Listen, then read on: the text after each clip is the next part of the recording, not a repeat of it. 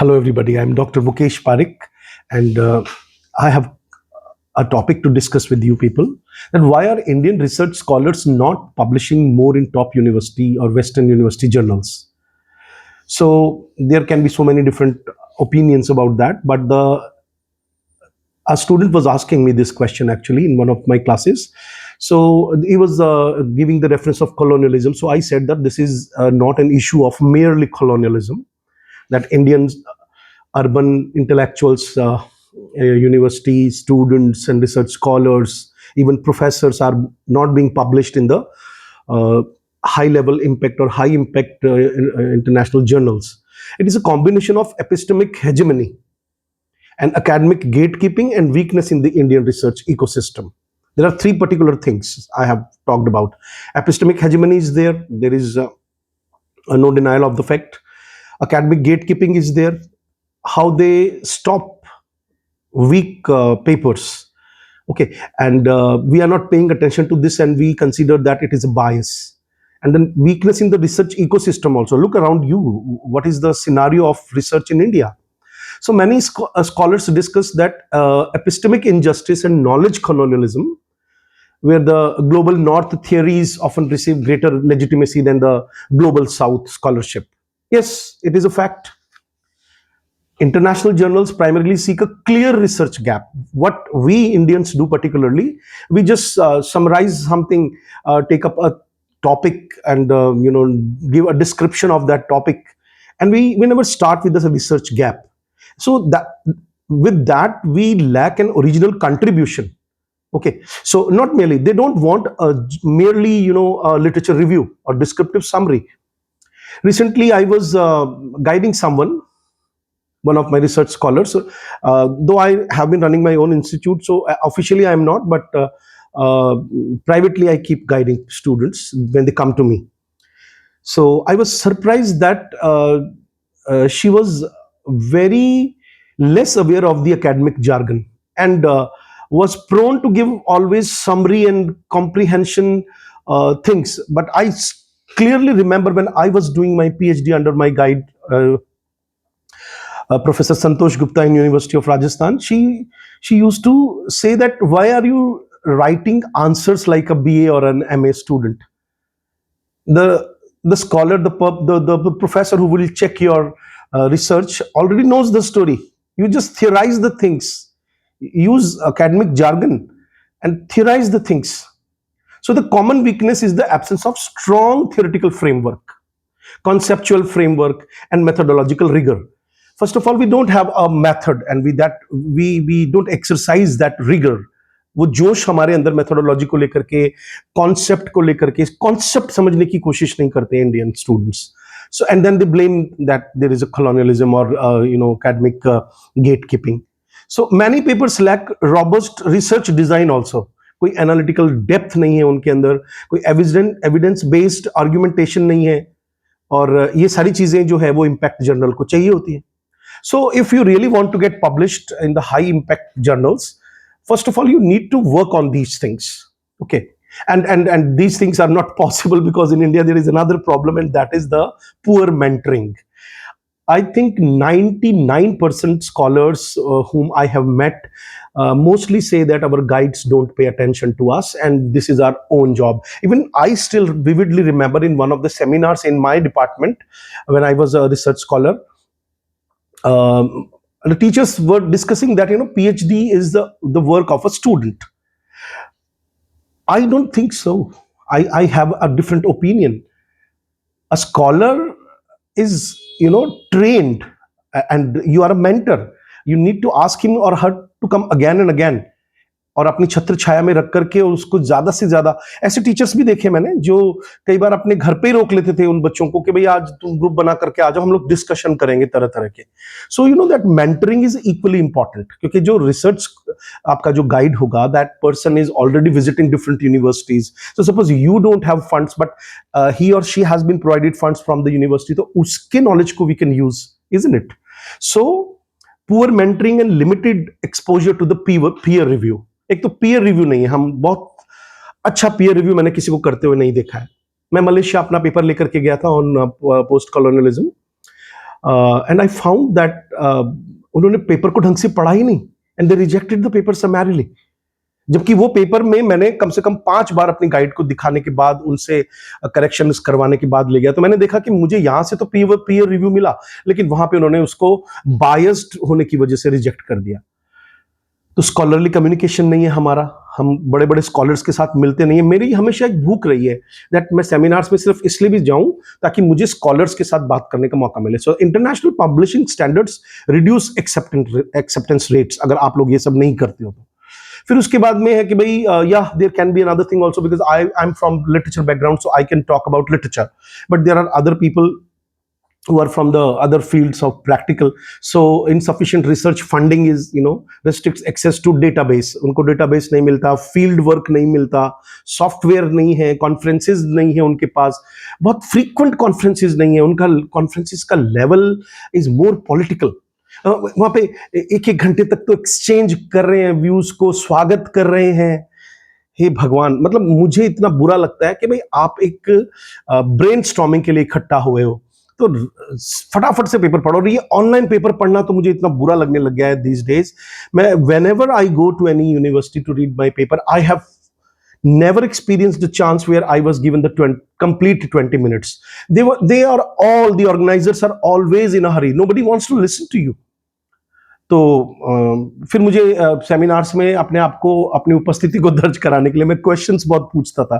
If this video is watched by some any person, because I have visited scores of universities in India and attended scores of international seminars, तो उनको शायद किसी को मेरी याद हो। अब मैं किसी स्कॉलर को छोड़ता नहीं था, मैं देखता था कि स्कॉलर अपना पेपर पढ़ रहा है, nobody is raising any question, और मुझे कुछ आता नहीं आता, मैं उसको किसी न किसी बात को लेकर टोक देता, फिर वो अपने पॉइंट्स को सामने रखता या रखती, और उस तरह से एक ब्रेनस्टॉर्मिंग स्टार्ट होती।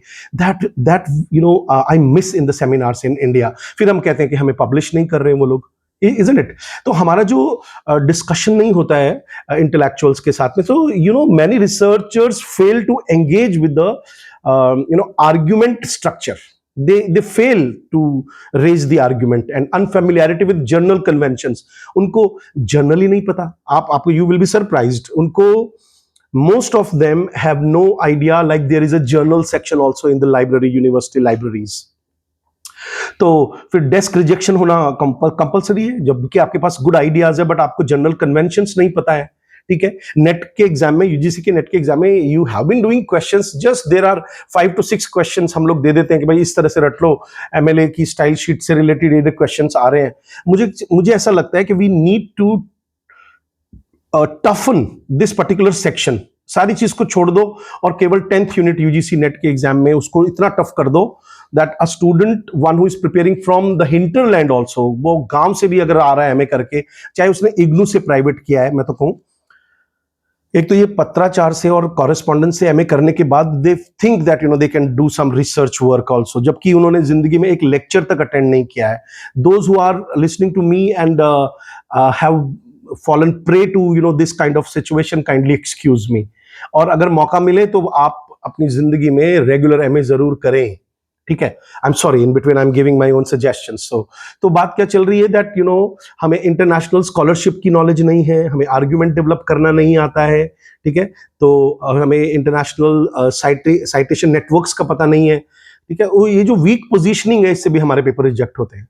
फिर उसके बाद है कि there is a visible citation inequality and citation politics. Citation politics होती है कि अब साइटेशन पॉलिटिक्स आप अपने आप सर्च करिए, कैसा टॉपिक है कि आप किस तरीके से आपने तिकड़म और कुछ जुगाड़ किया है कि आपका नंबर ऊपर आ रहा है पेपर का। Where scholars from prestigious western institutions often receive greater recognition, तो वो पॉलिटिक्स चलती है। I had a student for net because of some reasons, and she was so talented that she had worked in Malaysia. So she said that, sir, wherever some drudgery sort of work was there in that private university in Malaysia, that was assigned to the Indian scholars or say South Asians, और जो भी वहाँ पे America या England या European countries के जो teachers होते थे, उनको वो लोग अच्छा काम दे देते थे, मतलब कि इंटेलेक्चुअल वाला। So that politics is always there. तो हमें एक तो उसको तो एक्सेप्ट करते हुए अपने स्टैंडर्ड को इंक्रीज करना होगा, ठीक है? अच्छा, there is a concept in the west, I let me tell you that if they have a slogan like publish or perish, ये कल्चर है वहां पे। तो उससे क्या होता है कि वो एनकरेज होते हैं कंटिन्यूअस रिसर्च और इनोवेशन करने को लेकर के।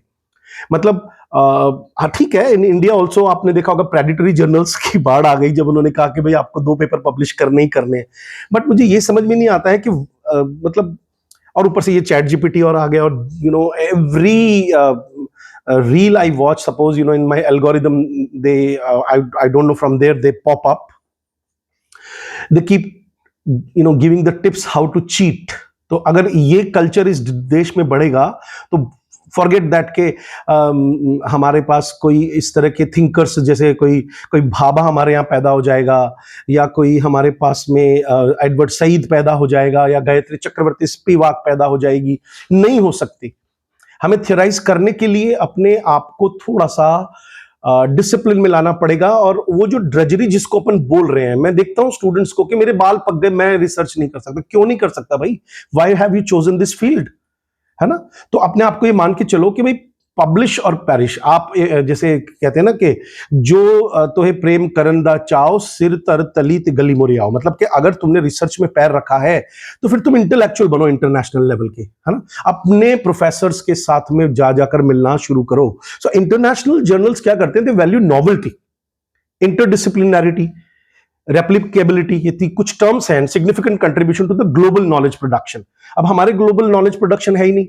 अभी भी मतलब मिल्टन पे रिसर्च करोगे आप, अभी मिल्टन पे रिसर्च हो चुकी है यार बहुत सारी, है ना? मैं तो वर्ड्सवर्थ पे करूंगा, तो ठीक है, वर्ड्सवर्थ पे करेगा तो उसको ऐसा कर कुछ इंडिया की चीज से जोड़ दे, ठीक है? West, why Indian students are not talking about their personal experiences in the research, lived reality, lived experience को अपने रिसर्च में डालोगे। माइट भी जैसे जैसे हमारे जो नॉवेल्स हैं, why they are getting Booker prizes, because they are lived reality. The fiction को जब अगर जगह मिल सकती है तो ऑब्वियसली हमारे रिसर्च को भी जगह मिलेगी आने वाले टाइम में, इजंट इट? सो हर बार ये ठीकरा नहीं फोड़ देना है वेस्टर्न लोगों के ऊपर कि नहीं साहब वो तो बायस्ड है, ठीक है? सो नॉवेल्टी लेके आओ, इंटरडिसिप्लिनैरिटी लेके आओ, रेप्लिकेबिलिटी लेके आओ, ठीक है? फिर आता है कि Indian scholars need stronger international collaboration. अगर आपके पास पैसा है, जमा करो ना, मत खरीदो महंगा फोन, मत घूमो 1 साल इधर उधर, कुछ पैसा जोड़ो, जाओ इंग्लैंड किसी यूनिवर्सिटी में अप्लाई करो और कोई सेमिनार ही अटेंड करके आओ। अरे भाई कोई सेमिनार ही अटेंड करके आ जाओ, तो वहां पे आपको देखो एक लिव्ड एक्सपीरियंस आपको मिलेगा ना, देन आपका मन करेगा कि यार मुझको ऐसा बनना है, इजंट इट? तो इंटरनेशनल कोलैबोरेशन में आओ, कैपेसिटी बिल्डिंग लाओ अपनी, ठीक है? और अपनी मेंटरशिप टू कंप्लीट सक्सेस, तो मेंटरशिप को बढ़ाओ आप। मेंटरशिप को बढ़ाने का अच्छा तरीका क्या होता है मैं बताता हूं आपको। भाई आपको इंडिया का मेंटर अगर साथ नहीं दे रहा है तो चापलूसी कर लो ना यार।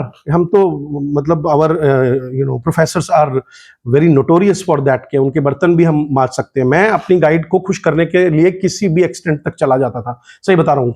डिनर पे बुलाना, उनको साड़ियां गिफ्ट करना, और हर त्योहार पे जाकर के। और मैं ये नहीं कह रहा हूँ कि भाई मैं चापलूसी करता था या I was a sycophant. I wanted to be with her, क्योंकि मुझे अच्छी तरह से पता है कि मैं उनके साथ अगर 5 मिनट भी कभी बैठा ना तो मुझे 500 बुक्स की नॉलेज एक साथ मिल गई। So your mentorship, your collaboration, collaboration तो टेक्निकल हैवी वर्ड हो गया। I mean you should have a bond with your guide, ठीक है? So the solution is not only to challenge epistemic colonialism, let me tell you, but also to strengthen India's own research ecosystem.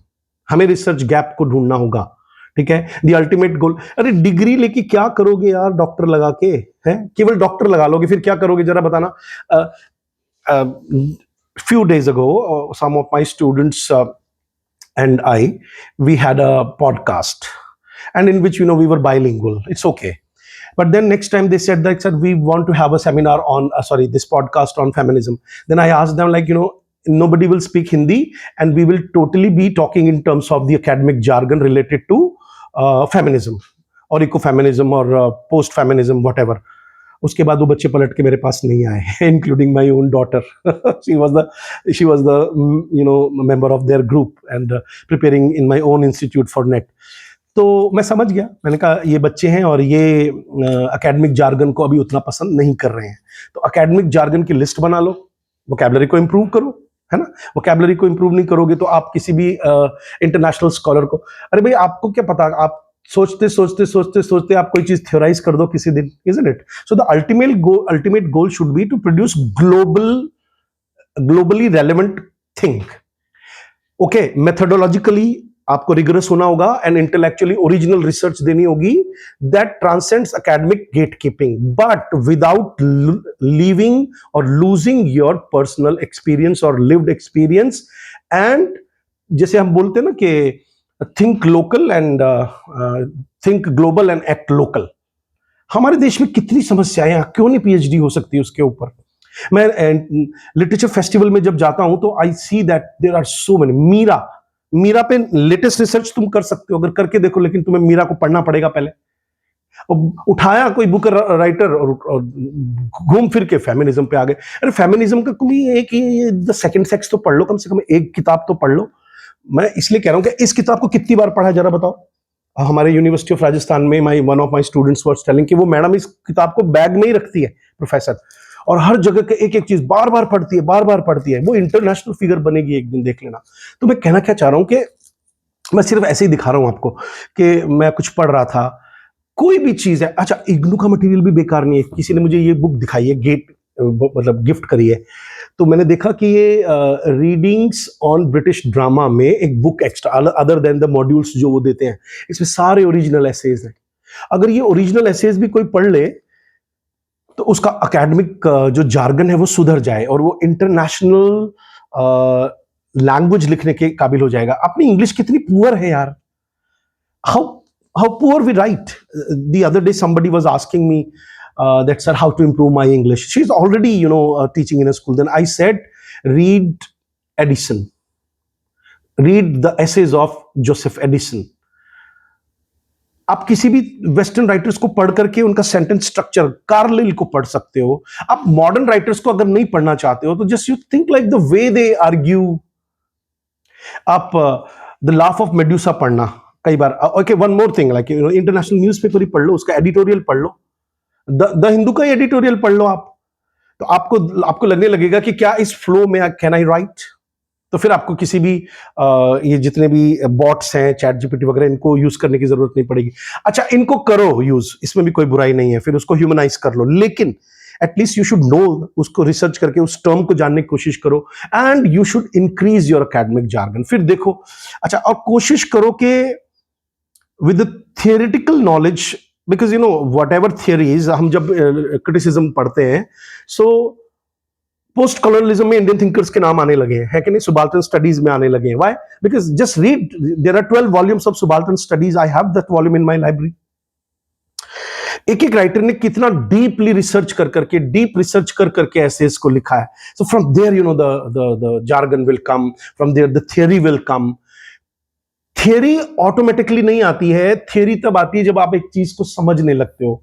जैसे recently I was watching some video and I came to know something, कि आपके अगर खुद के questions नहीं बन रहे हैं, जैसे आपने प्राइड एंड प्रेजुडिस पढ़ा, और प्राइड एंड प्रेजुडिस को पढ़ करके आपके दिमाग में, अच्छा, और उसके बाद में आपको किसी को चेक करना है कि इसने प्राइड एंड प्रेजुडिस पढ़ा है कि नहीं पढ़ा है। So won't you ask him some questions और her, the name of the village, or say the name of the character, or a particular dialogue, or particular word, or particular sentence, gestures.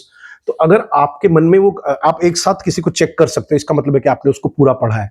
तो आपने जब कुछ पढ़ा ही नहीं है, आप सारा दिन कितना रिसर्च ओरिएंटेड रीडिंग कर रहे हो और अपने दिमाग के अंदर, और इससे बोर नहीं होना है। पीएचडी को लेकर के बिल्कुल ऐसे मीम्स आने लगे हैं कि वो यंग है, जब पीएचडी करने गया और फिर वो एकदम से बूढ़ा होते हुए बाहर आ रहा है। सो ये मीम्स जो है, इनको क्रिटिसाइज करो, वहीं पे जहां पे भी देखो उसको एक लानत भेजो उसको। आप रिसर्च करते हो तो आपका एक पेड़ की जड़ बनती है, ये मेरी गाइड ने मुझे सिखाया। प्रोफेसर जसबीर जैन से मैंने ये सेंटेंस सुना है, the great professor of university of Rajasthan.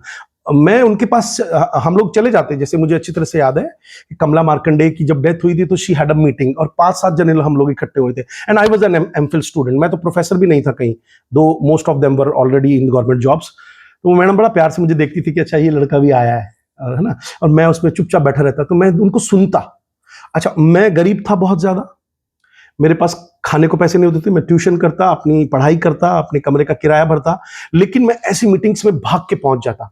अब आप कहोगे कि तूने कौन से झंडे गाड़ लिए? झंडे ऐसे गाड़ लिए कि now I understand any international book, I can understand any international reading, I can teach in anywhere, where somebody gives me anything, and without consulting the dictionary. Suppose मैं ये थोड़ा ज्यादा बोल गया, डिक्शनरी तो मुझे कभी कभी कंसल्ट करनी पड़ती है, and I can explain the things to them.